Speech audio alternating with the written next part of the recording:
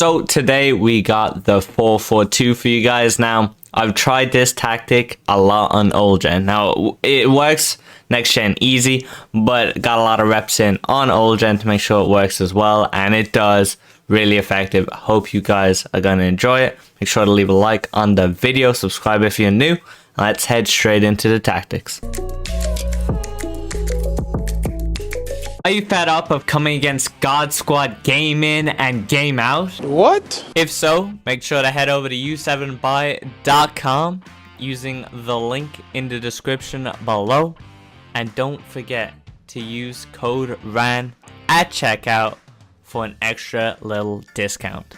So here is my updated team for you guys. Starting with 5 at the back, of course, but Cancelo here does get moved to center mid in game.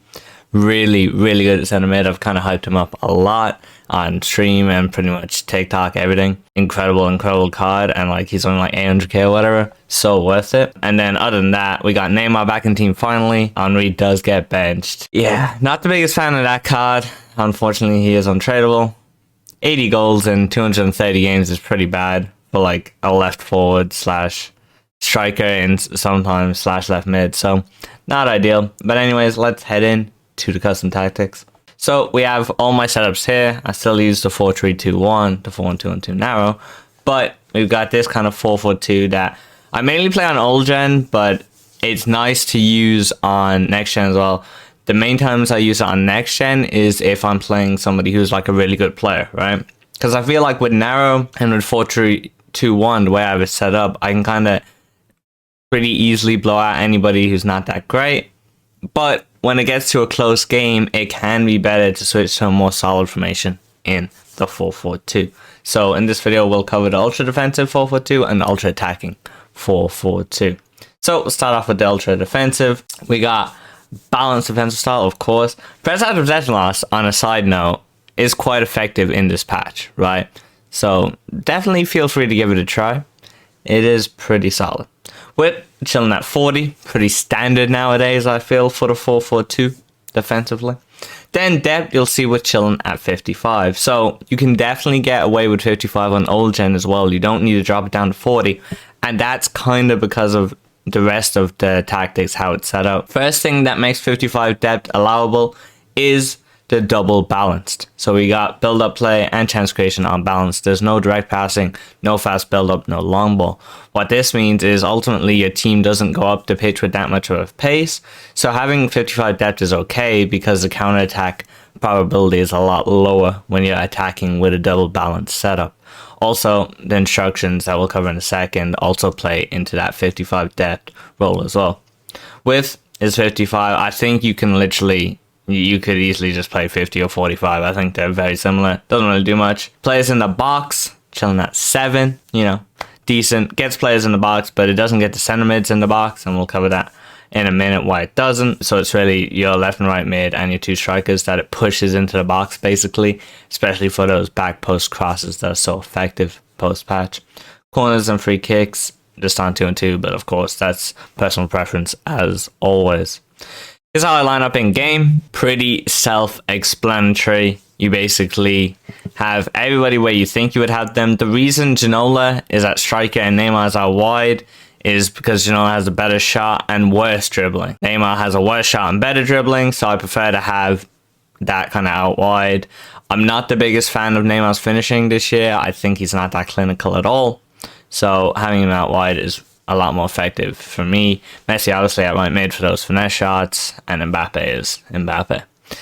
Center mid, then I have the traditional box to box paired up with a stay back CDM, and then the standard back 4. Now we get into the instructions.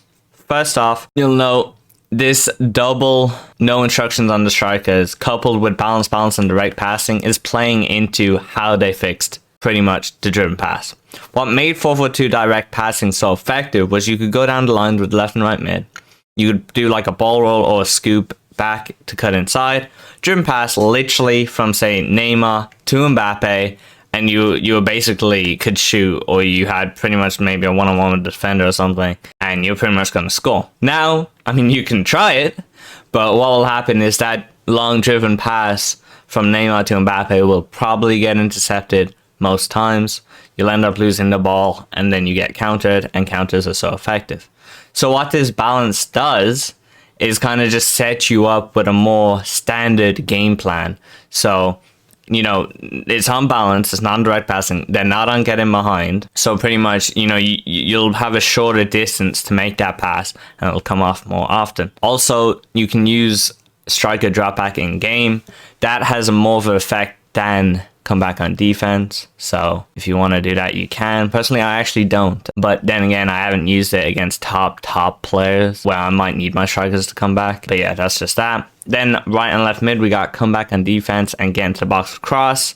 Come on defense obviously just helps the defense, but getting the box with cross I think is so important on both left and right mid nowadays, just because of those back post crosses. I feel like the fullbacks don't properly track it. So what'll happen is, say you're running with Messi, you'll obviously have the left back on him. Then the two center backs take up the two strikers. But then Neymar should be covered by the right back, but a lot of times won't be, and we'll just fly past the right back, be completely open, and you can just pass that back post cross straight into him and have an easy finish. Like, you don't even need good heading, because normally you're not competing for a header. You just kind of have a free shot at goal because the fullback didn't track you properly.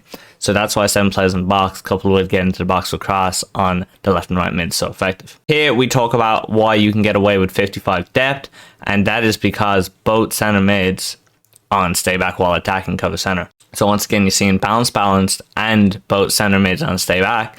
This allows you to get away with that 55 depth even on old gen personally. That's what I found about this. But yeah, so the thing with this as well is I would really recommend a high attacking work rate midfielder as well. So Cancelo, whilst he's on stay back and you're not on direct passing, so you would imagine he doesn't go up too much, the high attacking work rate makes him go just enough up the pitch to where he can influence the play.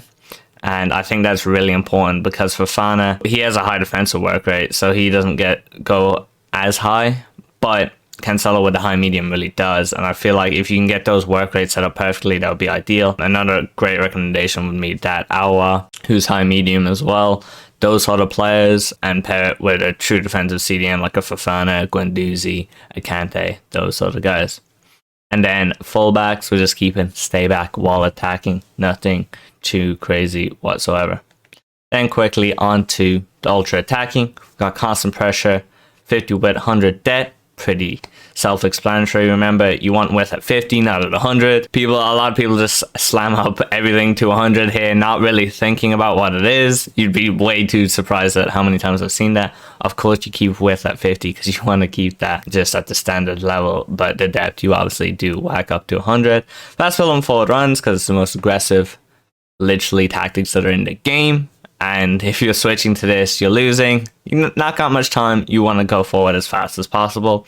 You're going to keep on 50 though. Once again, you can use 45, 55. Doesn't really matter that much. Doesn't box, I'm keeping at 7. Golden free kicks, I just have on one-on-one.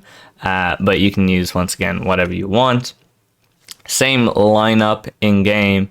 And then if you watch my other tactics videos where I've included this ultra attacking, you'll know I have no instructions at all on my ultra attacking, and that allows it to be completely controlled by these tactics. I feel I used to in the past mess around with this, do something like get in behind or stay forward, but because you're on fast build up and forward runs, that would just make them be offside the whole time, and there was all these different things. So just go trust in these tactics and leave everybody on default instructions. Absolutely everybody. You could put fullbacks and stay back if you wanted to, but I like attacking with them in this scenario, so I don't. But anyways, guys, that's the end of today's video. Make sure you leave a like if you enjoyed. If they help you out, good luck in FUT Champions. Subscribe if you're new, and I'll see you guys next time.